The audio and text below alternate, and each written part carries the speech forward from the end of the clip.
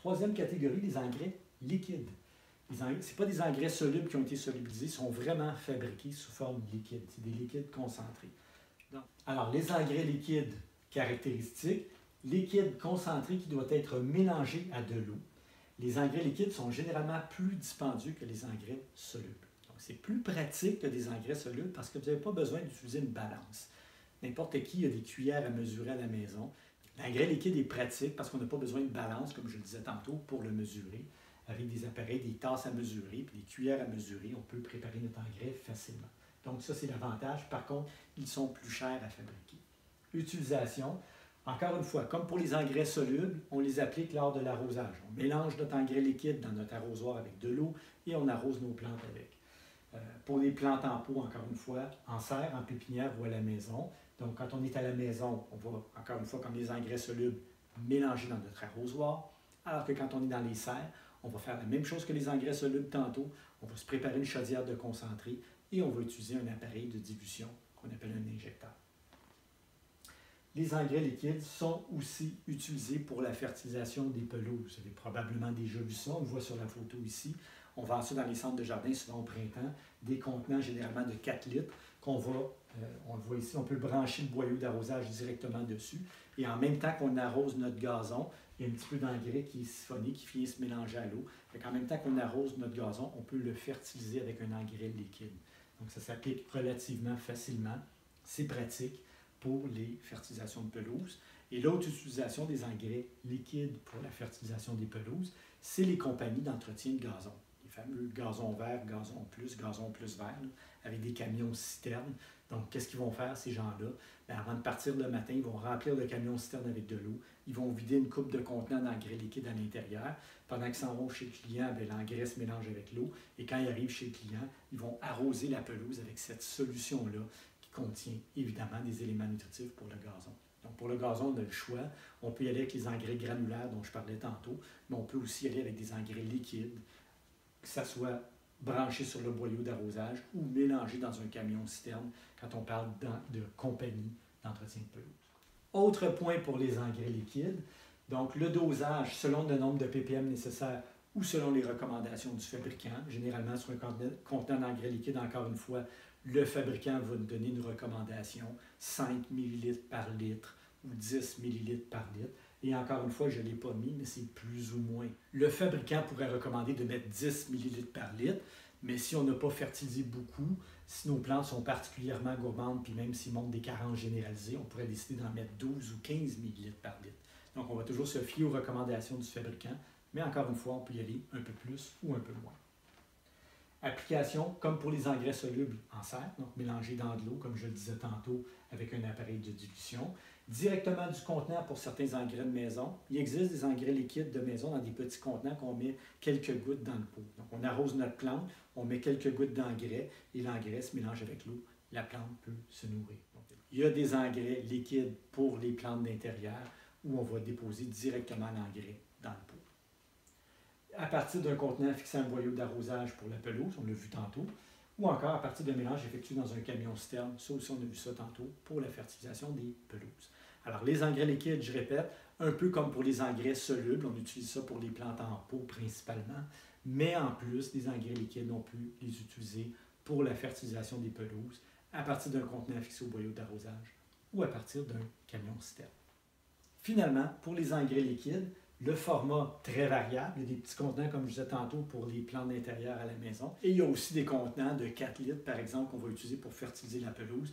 Et pour les compagnies qui font de l'entretien résidentiel, avec les camions citernes, eux, ils vont utiliser des contenants, je pense que c'est à peu près une vingtaine de litres pour le contenant. Donc, le format, il est très variable, du plus petit au plus gros. Et détail, certains engrais liquides pour les serres vont demander un mélange de formules. Donc, il va y avoir plus d'un contenant. Et on va devoir faire un mélange avant l'application. L'exemple que j'ai mis ici, la formule A et la formule B, par exemple, ce serait 10 ml de la formule A, 5 ml de la formule B mélangés dans 1 litre d'eau qu'on applique aux plantes. Les engrais liquides sont assez concentrés dans les contenants et il y a certains engrais, certains éléments qui ne se mélangent pas bien, ils ont tendance à cristalliser dans le pot. Donc souvent, les compagnies d'engrais liquides vont faire des formules séparées qu'on va devoir mélanger pour préparer la recette qu'on veut. Donc, il existe des engrais liquides qu'on utilise tels quels. Et il existe des engrais liquides qu'on utilise en plus d'un contenant et on doit faire des mélanges. Voilà pour les engrais liquides. Maintenant, la dernière catégorie, les engrais à dégagement progressif, des engrais qui vont durer pendant plusieurs semaines et à la limite même, dans certains cas, pendant plusieurs mois. Donc, dernière forme, les engrais à dégagement progressif. On le voit ici, les bâtonnets d'engrais. Donc, caractéristiques sous forme de bâtonnets ou de granules enrobés. Comment on reconnaît un engrais à dégagement progressif qui est en granule par rapport à un engrais granulaire comme tantôt? Les engrais granulaires qu'on a vus tantôt, les granules sont de différentes couleurs. Alors qu'un engrais à dégagement progressif, ils ont tous le même enrobage, ils sont tous de la même couleur. Donc, les engrais à dégagement progressif, il y a les fameux bâtonnets, ça vaut ce que ça vaut, et les engrais à dégagement progressif qui sont des granules enrobés. Et les granules enrobés, ce n'est pas des engrais granulaires, c'est vraiment des engrais à dégagement lent ou à dégagement progressif. Et la façon que c'est fait, chaque granule est un engrais complet. Donc, dans chacune des granules, vous avez de l'azote, du phosphore, du potassium, des éléments secondaires et des oligo-éléments, puis une espèce d'enveloppe qui vient fermer tout ça. Et ces granules-là sont évidemment étanches tant que la granule elle est sec.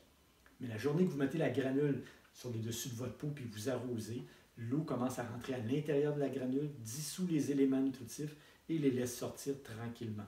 Et ça va durer pendant plusieurs semaines, à la limite même plusieurs mois. Donc, utilisation des engrais à dégagement progressif pour incorporation au sol ou au substrat, si on parle des bâtonnets d'engrais. Il existe des petits bâtonnets pour les plantes d'intérieur, mais il y a aussi des plus gros bâtonnets qu'on va utiliser pour des arbres ou des arbustes. Okay? Je ne suis pas vraiment un fan des engrais dans bâtonnets parce qu'on ne contrôle vraiment pas le dégagement. Si vous arrosez beaucoup ou si le substrat reste humide très longtemps, par exemple vos plantes d'intérieur à la maison l'hiver, si ça ne sèche pas d'un pot, l'engrais va se dégager trop vite et vos plantes vont être déséquilibrées. Donc les engrais granulaires, les engrais en bâtonnet à l'intérieur, c'est pas génial. À l'extérieur, c'est pas mieux. Si vous mettez des bâtonnets d'engrais autour de votre arbre, on l'a vu un petit peu plus tôt, hein, les plantes ne devraient pas avoir de l'azote passé la mi-juillet. Est-ce que vos bâtonnets d'engrais que vous avez mis au mois de mai vont avoir fini de se dégager le 15 juillet? C'est pas certain. Ça se pourrait très bien que votre engrais continue de se dégager pendant le mois de juillet ou septembre et peut-être même octobre. Donc, vos plantes risquent de consommer de l'azote à un moment qui n'est pas nécessairement adéquat. Donc, les bâtonnets d'engrais, autant pour des plantes en pot qu'à l'extérieur, ça a, à mon avis, plus d'inconvénients que d'avantages.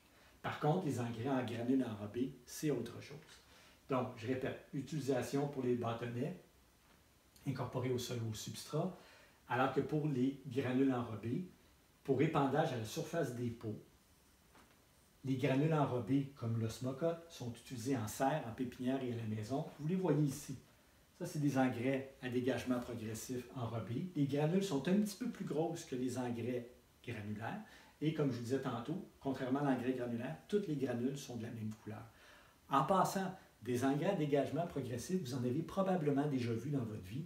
Quand vous achetez des plantes tropicales chez Renault Dépôt, par exemple, puis vous voyez des petites granules sur le dessus du pot, c'est des engrais à dégagement progressif.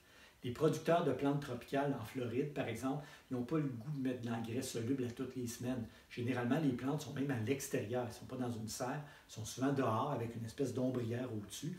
Et il y a des systèmes d'irrigation, d'arrosage, mais souvent, c'est la pluie qui va les arroser.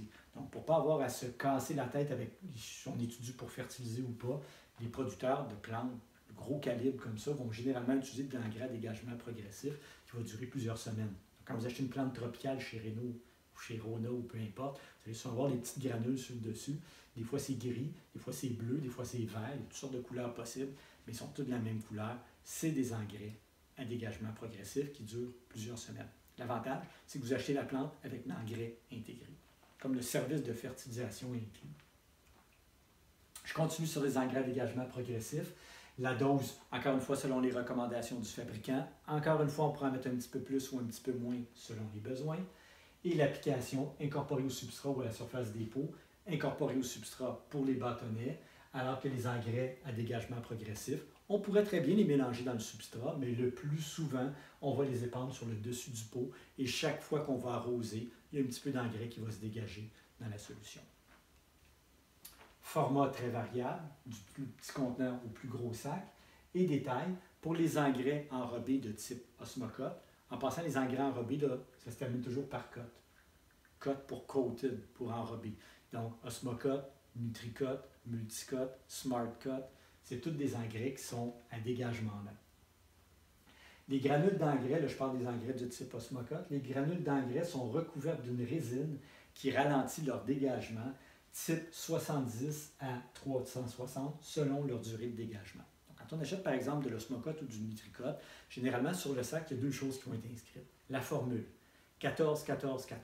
On l'a vu tantôt, 14-14-14, c'est un engrais tout usage. Maintenant, ça va être écrit le type en dessous. Fait que supposons ça va être 14-14-14, type 100. Ça veut dire que c'est de l'engrais tout usage qui dure 100 jours. Fait que si je suis producteur en serre puis j'applique mon engrais le 1er janvier, bien 100 jours plus tard, mon engrais va avoir fini de dégager. Si je veux en remettre, il va falloir que j'en remette une deuxième dose. Donc, il y a du 70. 70 jours, ça dure à peu près 2 mois. Et ça va jusqu'à 360. Donc, c'est de l'engrais qui dure une année complète. Pour la production en serre au Québec, on n'utilise pas les engrais 360. En général, on utilise plutôt les types 100 qui durent 3 mois. C'est à peu près la durée de croissance intense, la belle saison, dans le fond, au Québec, à peu près une centaine de jours. Donc, des engrais type 100, c'est parfait pour nous.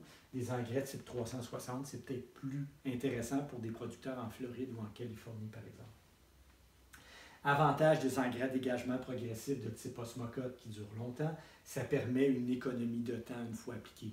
Imaginez que vous êtes producteur en serre au Québec, au lieu de mettre de l'engrais à toutes les semaines, vous mettez de l'engrais type 100, ça veut dire que vous avez 3 mois à ne pas penser à la fertilisation, vous avez juste à arroser vos plantes et chaque fois que vous allez les arroser, ils vont se fertiliser tout seuls. D'ailleurs, souvent on va voir ça dans les municipalités, les fameux paniers suspendus qu'on accroche un peu partout sur les rues piétonnes.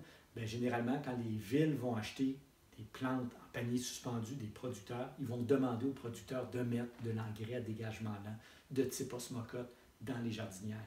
Et ce qui se produit, c'est que s'il pleut régulièrement pendant l'été, ces plantes-là demandent zéro entretien. S'il ne pleut pas régulièrement, tout ce qu'ils ont besoin de mettre, c'est de l'eau. Et en même temps qu'ils vont arroser, l'engrais va se dégager. Donc, comme je disais tantôt, l'avantage de ces engrais-là, c'est qu'on vend la plante avec la fertilisation incluse. Donc, ça permet une économie de temps une fois appliquée. Et l'inconvénient de ces engrais-là, je l'ai dit tantôt, dans les serres au Québec, ce n'est pas intéressant pour l'automne ou l'hiver. Pourquoi? Bien, l'automne et l'hiver, les plantes poussent moins vite et ça sèche moins vite dans les pots. Fait que si vous mettez de l'engrais qui dure 360 jours, rendu l'automne, votre engrais va se dégager encore plus vite que l'été parce que le substrat il est humide plus longtemps. Et les besoins nutritifs des plantes à cette période-là vont en descendant. Fait que vous avez de plus en plus d'engrais dans une période où la plante en a besoin de moins en moins. Donc, des engrais à dégagement progressif au Québec, c'est intéressant pour le printemps et l'été, mais pour l'hiver et l'automne, ça l'est beaucoup moins. C'est tout pour les 4 formes d'engrais. Alors, je répète en résumé rapidement.